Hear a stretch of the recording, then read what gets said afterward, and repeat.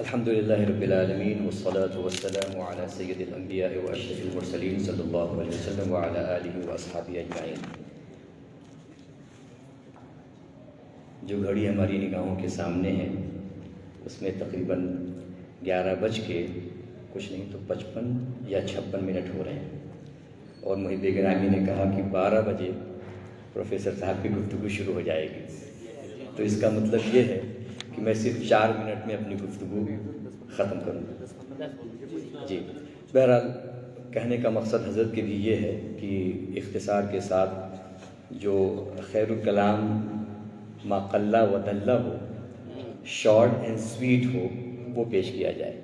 تو انشاءاللہ میں ٹرائی کروں گا کہ میں اپنی باتیں اسی انداز میں پیش کر سکوں، چونکہ اسلام اور سیاست یہ دو ایسے موضوعات ہیں کہ عام طور سے آج کا انسان یہ سمجھتا ہے کہ اسلام میں صرف اور صرف روحانیت ہے۔ Islam is only the religion of روحانیت، spirituality, and Islam has nothing to do with politics. So اس وجہ سے مجھے لایا گیا کہ میں اسلام کی روحانیت کے ساتھ ساتھ اسلامی سیاسی نظام کو بھی آپ کے سامنے رکھ سکوں۔ اختصار کے ساتھ عرض کروں کہ اس مقالے میں نے 2 چیزیں خاص طور سے کوٹ کی ہیں۔ ایک تو اسلامی آئین، اسلامی دستور، اور پھر اسلامی افیئرس کے کچھ اہم گوشے آپ کے سامنے رکھنے کی کوشش کی ہے۔ اسلامی دستور میں تقریباً 6-7-8 پوائنٹ ہے، میں بہت تفصیل میں نہ جا کے بس اس کہتے ہوئے گزر جاؤں گا کہ اسلامک پولیٹیکلز، فنڈامنٹلز اینڈ انفراسٹرکچر کیا ہیں، اور اسلامی نظام سیاست کا عملی نمونہ کیا ہیں، وہ ہمیں غور کرنے کی ضرورت ہے۔ آج جبکہ خود ہمارا اپنا مسلمان یہ کہتا ہے کہ مولانا صاحب کو سیاست میں پڑھنے کی کیا ضرورت ہے، اور سیاستداں حضرات یہ کہتے ہوئے نہیں تھکتے ہیں کہ مولانا صاحب کو اس لائن میں آنے کی کیا ضرورت ہے، تو ایسے میں ہم علماء کی یہ ذمہ داری بنتی ہے کہ ہم ان سیاستدانوں کو جو یہ کہتے ہیں کہ مسلمانوں یا علماء کو سیاست میں نہیں آنا چاہیے، ان کو دراصل آئینہ دکھانے کی ضرورت ہے کہ تم ایک مسلمان ہو کر یہ کہہ رہے ہو کہ اسلام میں سیاست کا کوئی عمل دخل نہیں ہے، جبکہ ہمارے پاس اسلامی دستور، اسلامی قوانین اور اسلامی نظام اس حد تک مضبوط ہیں کہ اگر ان کا نفاذ ہو جائے تو میں ببانگ دہل کہتا ہوں واللہ پورے عالم میں امن و شانتی اور پیس ہی پیس ہو جائے گا۔ آئیے میں اب یکے بعد دیگرے وہ آئین اور دستور آپ کے سامنے پیش کر دوں۔ سب سے پہلی چیز جو ہے وہ اسلام کے اندر پروٹیکشن پرووائڈ کرنا ہے۔ اب وہ پروٹیکشن، خواہ وہ پروٹیکشن کسی ریلیجن کو ہو، مذہب کو ہو، مائنڈ، عقل کو پروٹیکشن دیا جائے، یا لائف کو پروٹیکشن دیا جائے، اور ویلتھ، آپ کی دولت کو پروٹیکشن دیا جائے، اور آپ کی جنریشن کو پروٹیکشن دیا جائے، سب کے سب اسلامی اصول و ضوابط اور قرآنی آیات کے ضمن میں ہمارے سامنے ہیں۔ مثال کے طور پر جلدی میں کہہ دوں، رب تبارک و تعالیٰ نے ارشاد فرمایا لا اکراہ فی الدین، there is no compulsion on the matter of religion۔ کوئی کسی بھی مذہب کو اختیار کرے، یہ مسلمان اپنی دعوت و تبلیغ تو دے سکتا ہے، لیکن ایسا نہیں ہے کہ زور اور زبردستی کر کے اس کو کھینچ کھانچ کے مسلمان بنانے کی کوشش کرے، نہیں، no compulsion on the matter of religion. دوسری چیز لا تقربوا الفواحش ما ظہر منها وما بطن، جس سے یہ سمجھ میں آتا ہے کہ انسان کے عقل کی بھی حفاظت اسلام خود بھی عطا فرماتا ہے، کہ ظاہر ہے اگر انسان برائیوں میں ملوث ہو تو اس کے عقل کے فطور کی طرف یہ اشارہ ہوگا۔ اگر اچھی عقل انسان رکھے گا تو یقینی طور پر وہ برائیوں کی طرف راغب نہیں ہوگا۔ تو ضروری ہے کہ اسلامی ان اصول اور قوانین کو بروئے کار لایا جائے تاکہ انسان کو مکمل طور پر حفاظت عطا کی جا سکے۔ اور قرآن کہتا ہے لا تلقوا بأیدیکم الی التہلکہ، جس سے انسان کے نفس، حیات، اس کی جان کی حفاظت کی طرف اشارہ ہوتا ہے کہ don't put your life into hell, into harm. اپنی زندگی کو کسی بھی طرح کی مشکل میں مت ڈالو، اپنے ہاتھوں کو برباد نہ کرو۔ اگر ان اصول کو دیکھا جائے تو سمجھ میں آتا ہے کہ اسلام نے کتنی حفاظت بغیر کسی مذہب، بغیر کسی ملت کو نظر میں رکھ کر ہر ایک کے لیے عطا فرمائی ہے، جس سے اسلام کی بلندی ثابت ہوتی ہے۔ قرآن کہتا ہے المال والبنون زینت الحیات الدنیا، مال اور اولاد یہ پوری دنیا کے لیے زینت ہے۔ تو کسی کا بھی مال ہو، کسی کی بھی اولاد ہو، قرآن اس کی حفاظت کی ذمہ داری عطا فرماتا ہے۔ دوسرا اہم دستور ہے کنسلٹیشن، مشاورت۔ میں اس میں بہت زیادہ نہ کچھ عرض کر کے میں آپ کے سامنے ایک آیت اور ایک سرکار کی حدیث پیش کر دوں تو شاید اس کا حق ادا ہو جائے گا۔ اللہ رب العزت نے اپنے حبیب دانائے غیوب آقا نبی صلی اللہ علیہ وسلم کو ارشاد فرمایا وَشَاوِرْهُمْ فِي الْأَمْرِ۔ Whenever you want to do something related to your deen, related to the word, اللہ نے ارشاد فرمایا شاورہم، just take the consultation of other people، دوسرے لوگوں کی بھی رائے لو۔ آپ سوچیں جس کو رب تبارک و تعالیٰ نے تمام جہان کی عقل عطا فرمائی ہو، اس کو کیوں ایسا فرمایا جا رہا ہے کہ آپ مشاورت کریں، آپ دوسروں سے مشورے لیں۔ اس سے پتہ چلتا ہے کہ اسلام میں مشورے کی کیا اہمیت ہے۔ اور آقا صلی اللہ علیہ وسلم اپنے تمام امور میں جب بھی کوئی مسئلہ آتا تھا تو ارشاد فرماتے تھے صحابہ سے اشیروا علیہ ما اصنعو، اشیروا علیہ ما اصنعو، just please give me your advice, your consultation, what to do and what is better for me to do۔ ایک تیسرا جو اسلامی آئین کا اور دستور کا اہم حصہ ہے وہ ہے فریڈم، آزادی۔ اسلام جہاں پر فریڈم آف ریلیجن کی وکالت کرتا ہے کہ کوئی کسی بھی مذہب کو اختیار کر لے، اسلام اس سے منع نہیں کرتا، لیکن کچھ اصول اور قواعد ہیں کہ اسلام کے دائرے میں آنے کے بعد، اسلامی اصول اور اقدار کو جاننے کے بعد کوئی یہ سوچ کر اسلام میں داخل ہو کہ اسلام کو پسپا کریں گے تو اس کے لیے بھی اسلام نے اصول متعین فرمائے ہیں۔ آگے چل کے فریڈم آف ایکسپریشن، آپ اپنی رائے کا اظہار کریں، اسلام اس پر پابندی نہیں لگاتا۔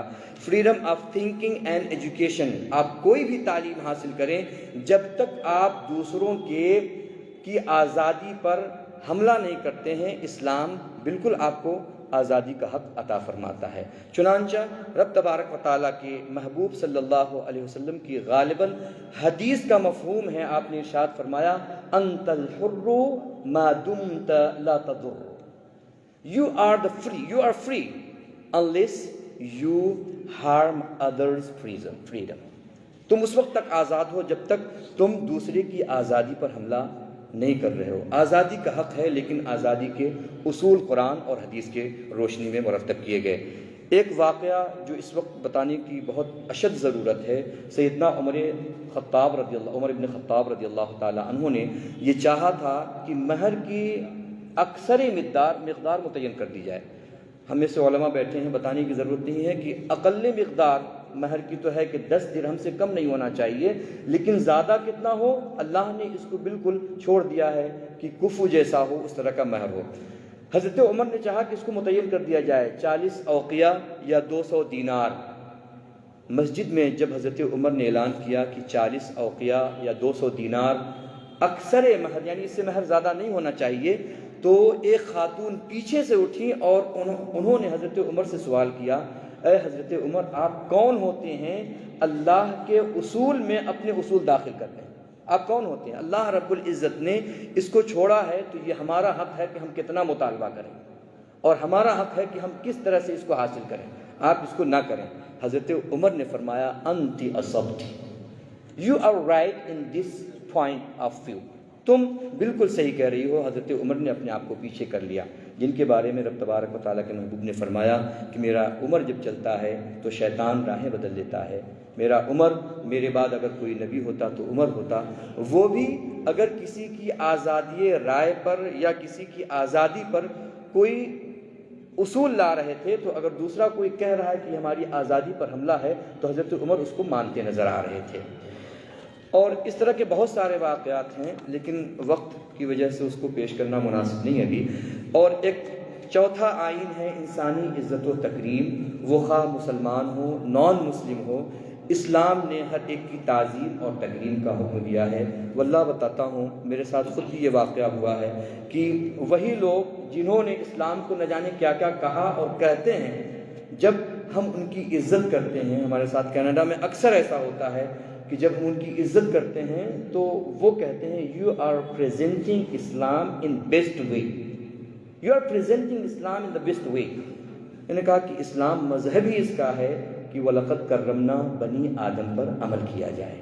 تعظیم و توقیر کی اس سے بڑھ کر مثال کیا ہو سکتی ہے؟ آقا صلی اللہ علیہ وسلم نے اپنی مسجد نبوی میں عیسائیوں کو ان کی عبادت کرنے کا حکم دیا، کہا ٹھیک ہے تم کر سکتے ہو، اس سے بڑھ کر اور کیا ہو سکتا ہے؟ اور آقا نے ارشاد فرمایا ان دماءکم واموالکم واعراضکم حرام علیکم کحرمت یومکم ھذا فی بلدکم ھذا، جس طرح سے سب کے جان اور مال کی عزت ہے اسی طرح سے مسلمانوں کے جان اور مال کی عزت ہے، کسی کے جان اور مال کو نشانہ نہ بنایا جائے۔